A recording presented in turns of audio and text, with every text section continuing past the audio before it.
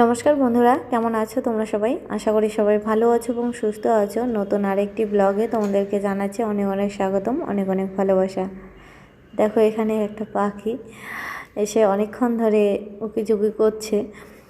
তো এই জানালার যে কাজটা আছে ওটা ঠক ঠক করতেছিল আর কি।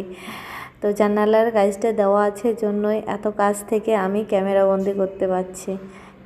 খুব সুন্দর লাগছে না? কেন জানি না, আমার সকালবেলা উঠে গাছ ভরা ফুল, পাখি, সুন্দর সুন্দর প্রজাপতি এগুলো দেখে ভীষণ মনটা ফ্রেশ হয়, ভালো হয়। অনেকেই আছে যে পশু দেখেও করে মন ভালো হয়, কিন্তু আমার পাখিতে বেশি মন ভালো হয়। পাখি দেখতে আমার খুব ভালো লাগে। তো যাই হোক, ও এখানে থাক, ওই যে চলে গেল। আমি বললাম থাক, চলে গেল।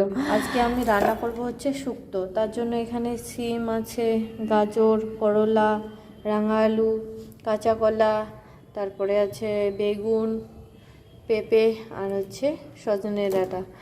তো যেদিন এনেছিল এগুলো খাওয়ার জন্য সেদিনই রান্না করা লাগতো। তো আমাদের সেদিন তো গ্যাস শেষ হয়ে গেছিলো, পরে 2 দিনে যে শুকিয়ে এরকম হয়ে গেছে। তো যাই হোক, তাও আর কি করা যাবে, করছি এখন। বন্ধুরা, প্রত্যেক দিন ভাবি যে আমি রোজ ভিডিও দেব, কিন্তু দেওয়াই হচ্ছে না। বাড়ি থেকে এসেছি থেকে একটার পর একটা আমাদের সঙ্গে ঘটনা ঘটেই চলেছে, যেগুলো বলতেও পাচ্ছি না। তো খারাপ সময় ভালো সময় সবটাই তো মানে আসা যাওয়াও করে। তো সেরকমই আমাদের এখন মানে পরিস্থিতি চলছে। তো এগুলো সময় পেরিয়ে গেলে অবশ্যই তোমাদের সঙ্গে শেয়ার করব। এখন যদি শেয়ার করি তখন অনেকেই আছে কন্ট্রোভার্সি ক্রিয়েটারগুলো একটা ছোট বিষয় নিয়ে বিশাল আকার ধারণ করে। তো সেই জন্য আর এখন মানে শেয়ার করছি না, তো ভিডিও দিতে পারছি না রোজ রোজ, কেন জানি না। তো তোমরা আমার চ্যানেলটিকে সাবস্ক্রাইব করে দিয়ে বেল বাটনটি ক্লিক করে দিলে কী হবে, আমি যখনই ভিডিও আপলোড করব তখনই তোমাদের কাছে নোটিফিকেশন চলে যাবে। এই কাজটা করে রেখো আর আমার পাশে থেকো। খুব খারাপ সময়ের মধ্যে দিয়ে যাচ্ছি। সারাটা দিন আমার কেটে যায় টেনশনের মধ্যে দিয়ে। ওভার থিঙ্কিং বেশি হচ্ছে, তো যার কারণে ঘুমোতেও পারছি না ঠিকঠাক করে। তো যাই হোক, এই সবজিপাতিগুলো এনে রেখেছে, না রান্না করলে আবার নষ্ট হয়ে যাবে। তো সেই জন্য কেটে বেছে নিয়ে রান্নাটা সেরেই ফেলি।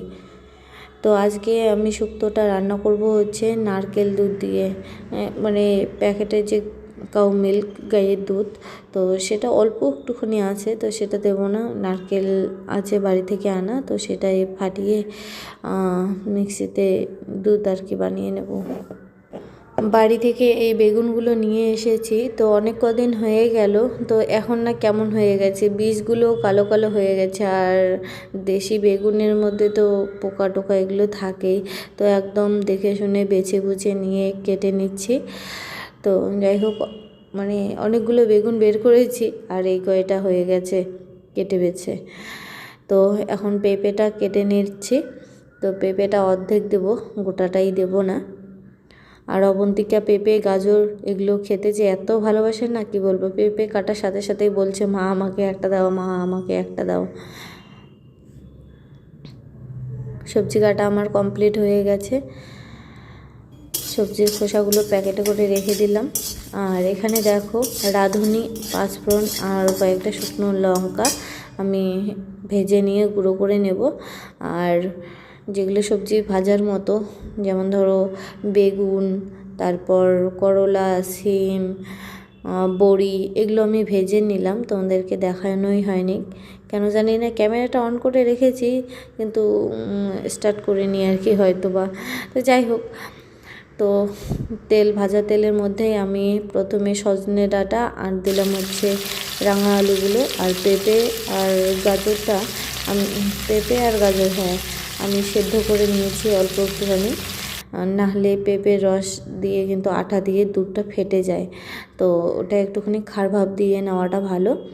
তো তারপরে আমি লবণ দিয়ে ভাজা ভাজা করে ঢাকা দিলাম, ভালো করে ভেজে নিচ্ছি। তারপর এখানে আমি দিচ্ছি হচ্ছে আদা বাটা, বাটিনি অবশ্য, ঘষে নিয়েছি, একদম বাটার মতো হয়েছে। তো যাই হোক, আদা বাটা দিয়ে নাড়াচাড়া করে নিচ্ছি।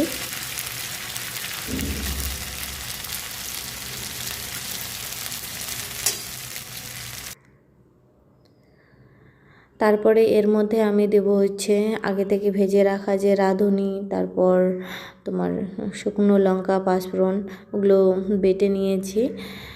তো ওই মশলাটাই দিচ্ছি এর মধ্যে, দিয়ে আবারও নাড়াচাড়া করে ভাজতে ভাজতে আমি এরপরে দেব হচ্ছে সামান্য পরিমাণে জল দিয়ে তারপরে দেব হচ্ছে নারকেলের দুধটা।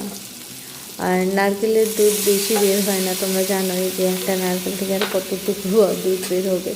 তো সেই জন্য একটুখানি জলও দিয়ে নিচ্ছি।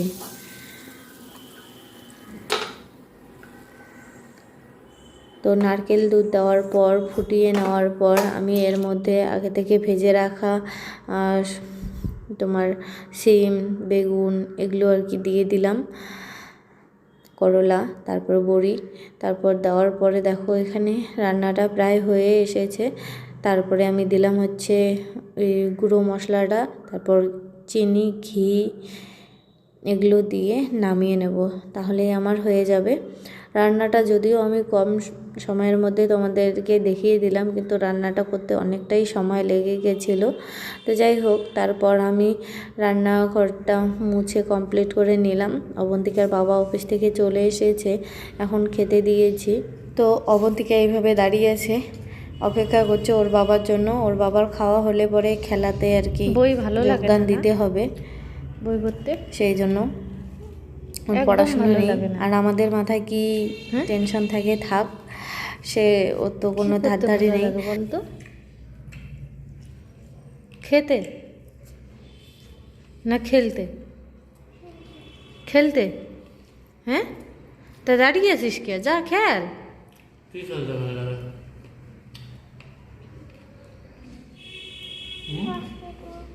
বাস্কেটবল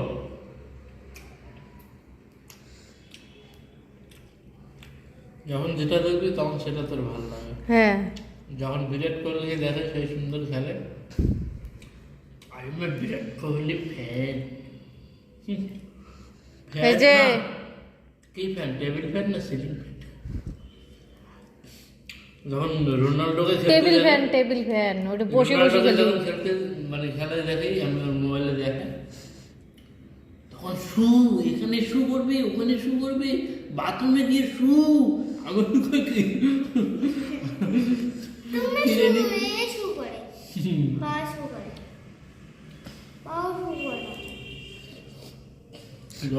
বই পড়াটা ভালো লাগে না, সত্যি সত্যি ভালো লাগে না। ঋত্বিক রোশনের সিনেমা দেখছে কই মিল গায়া, এখন বাস্কেটবল প্লেয়ার। ঋত্বিক রোশন দেখছি কত লম্বা, কোন কোন কোন খেলায় লম্বা হতে লাগে? বাস্কেটবল, ভলিবল, এগুলো খেলায় না লম্বা হতে লাগে।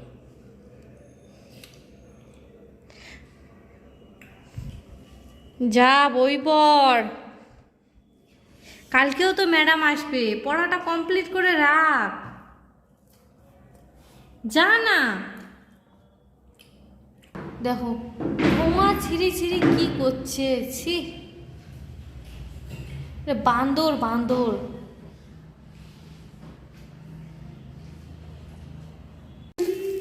এটা কি কি এটা কি? কপাল পোড়া,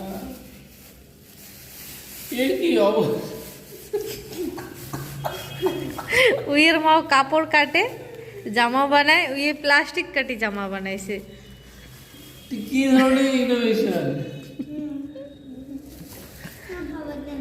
তো এটা ডাস্টবিনে ফেলাবো, ফেলেন না?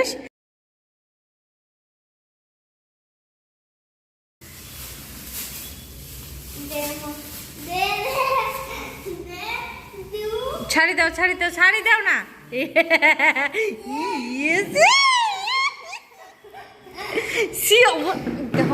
দেখো তো তোর বাবা বলেছে তুই ওঠে ইয়ে করিস কে, মাথার দিস কে, এলাই গাও ধুয়ে উঠিল মানুষটি। আর তোমরাও কেমন মানুষ, হ্যাঁ? আইটি হাতে ওইটি বলে দিচ্ছেন, ওই কত স্বপ্ন আশা নিয়ে বানাইছি, কেমন লোক। তুমি কি পাগল নাকি? বেড়াইতেছে না, আমি এখন এই মাত্র দেখলাম। সি দুই বাপ বেটি এত জঘন্য সি সি সি সি। যাও গাও ধন যায়া। গুড মর্নিং বন্ধুরা, আজকে অবন্তিকাকে স্কুলে দিয়ে আসার পালা আমার পড়েছে। অবন্তিকার বাবা প্রত্যেকটা দিন যায়, আজকে আমি প্রথম যাচ্ছি অবন্তিকাকে স্কুলে সকালবেলা ছাড়তে। আমার ডিউটি হচ্ছে আনা, ওর ডিউটি হচ্ছে দিয়ে আসা। তো আজকে একদম মানে অন্যরকম হয়ে গেছে, আজকে আমাকেই দিতে যেতে হচ্ছে। বললাম না কিছুদিন ধরে আমরা খুব চাপে আছি, মানসিক শারীরিক সব পাশ দিয়েই। তো যাই হোক, খারাপ সময় অবশ্যই কেটে যাবে।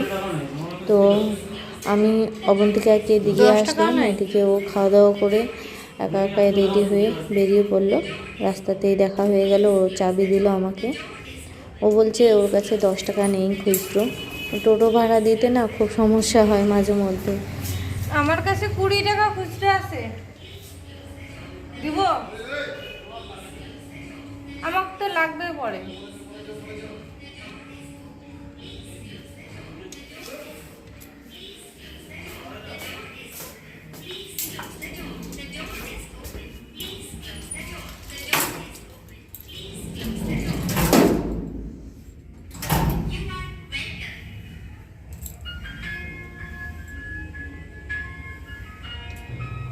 তো বন্ধুরা, অবন্তিকাকে স্কুলে দিয়ে এসে আমি স্নান করে গপুকে তুলেছি। তারপরে যে এত ঠান্ডা লেগেছিল না কি বলবো, না খাওয়া দাওয়া করে অমনি শুয়ে পড়েছিলাম একটুখানি গরম হওয়ার জন্য।